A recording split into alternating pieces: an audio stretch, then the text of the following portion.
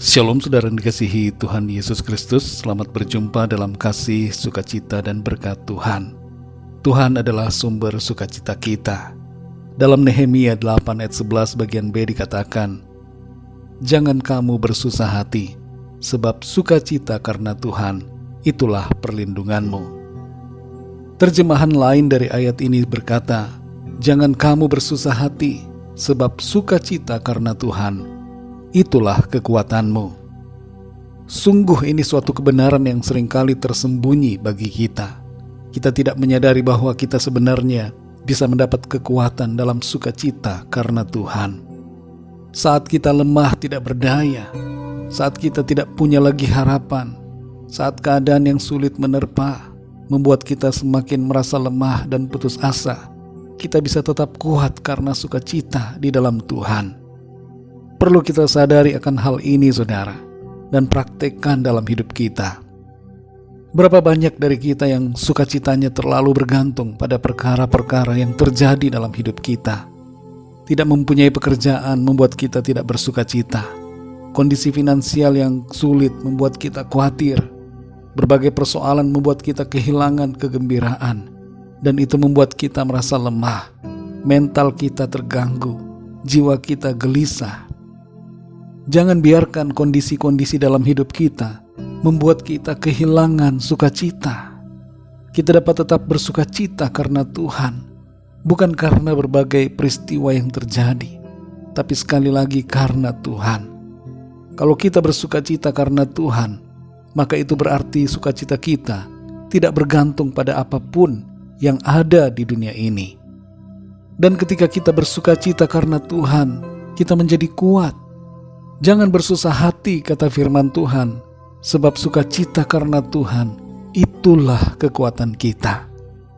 Saudara yang dikasihi Tuhan, Filipi 4 ayat 4 berkata, "Bersukacitalah senantiasa dalam Tuhan. Sekali lagi kukatakan, bersukacitalah." Adalah sebuah keistimewaan bagi kita untuk bersukacita di dalam Tuhan. Dan bukan hanya sekali-sekali bersukacita, tapi selalu bersukacita di dalam Dia, setiap saat dan dalam segala keadaan. Ada terlalu banyak alasan untuk membuat kita bersukacita dalam Tuhan, sekalipun keadaan yang terburuk terjadi di bumi ini. Jika kita dalam hidup ini tidak bersukacita, maka itu adalah kesalahan dan kebodohan kita sendiri. Tuhan sudah memberikan sukacitanya dalam kita oleh Roh Kudus-Nya. Karena itu, saudara, mari ambil sikap bersukacita. Inilah yang menjadi kekuatan kita untuk menjalani hidup yang Tuhan karuniakan. Sekali lagi, saudara, bersukacitalah senantiasa dalam Tuhan. Karena itulah yang menjadi kekuatan kita. Mari kita berdoa. Bapa kami yang di sorga, kami sungguh mengucap syukur untuk firman-Mu yang kembali menyadarkan kami semua bahwa seringkali kami terlalu terkungkung dengan berbagai masalah persoalan dan membuat kami kehilangan sukacita.